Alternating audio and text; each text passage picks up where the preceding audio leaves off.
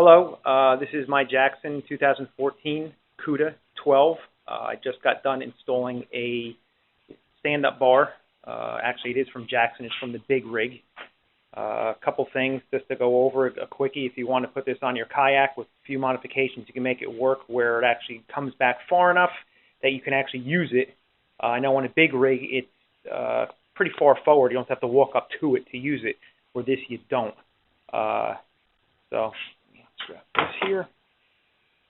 When you first get the bar, you have these secondary arms that help stabilize it right here.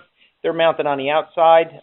Take them off, put both of them to the inside because the Cuda is a narrower hull in the front, so it's a little bit wider. And when you get it and you change that, you're going to lay it down flat just in front of the rod protector here, so it lays, so you can still use your paddle keep, and it doesn't interfere in anything while you're using it, while it's in the down position. You're going to lay your two pivot brackets that get drilled through here, approximately 3/4 of an inch, ½ inch off the seam right here, the crease on both sides. I would drill both of them, put the bolts through, and being that this was for the big rig, you're going to have to kind of squeeze it together to fit them in here. You can kind of bend it with your hands to get keep the shape. Put those two pins in and you should be good. Now what I did find is when I'm by myself here, so just bear with me. Originally my first reaction was to put it in this position here on top. The problem with that was, we'll say, it's kind of forward on the boat where you almost are in the same position. You can reach it, but you kind of have to shuffle forward in order to grab it. So what I did is, where the second pivot point is, I was able to mount it down in here on both sides, and believe it or not, just by rolling it down there, you'll see how much more of an angle it pushes back towards the seat. It's still way far enough forward that while you're rowing, it's never a problem. Casting isn't a problem. Actually, I'm going to get a wider view for you, and it works out. The pins, quick release pins, still fit in, no problem on both sides. That was really my only back and forth dilemma I had. The other thing when you get it is, on the side here, you can see these screws right here. There's one here.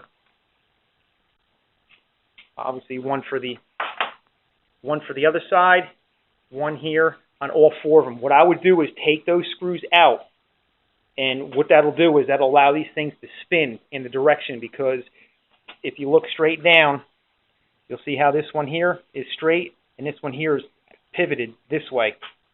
And it has to be, because when it comes back to this position, this is kind of at a slight angle, so it matches up actually pretty good right now. As you'll see as it goes in, it fits in perfect, okay? And then once you find those positions, once they're in, you just drill it out with a 16th, I wouldn't go any more than that, into the plastic, and then reset your screw back in there, keeps it nice and tight, you should be good. As you can see, the paddle still fit in there, no problem.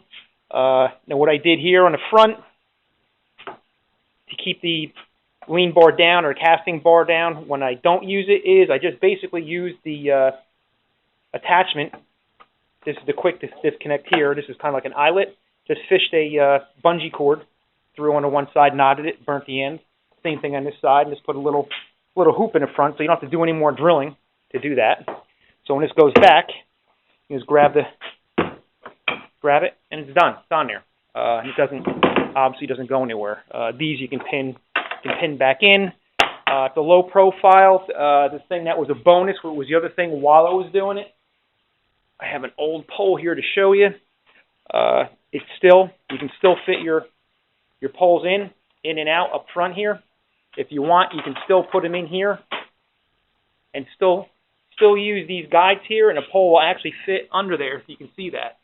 Fishing pole still fits in there, so you can still use the pole protector tip if you want to in a down position, which is good, because I know one of the reasons I got it is the boat is a very stable boat.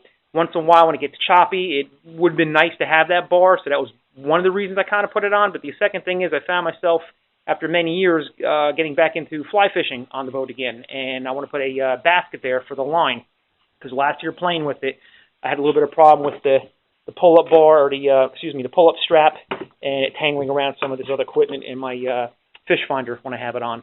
So just wanted to give you a quick little idea. If you want to put a stand-up bar on, you can actually use the big rig Jackson stand-up bar with a couple modifications, nothing crazy. I just basically need a drill and a couple sockets and just some patience and time, and it worked out really well, I think.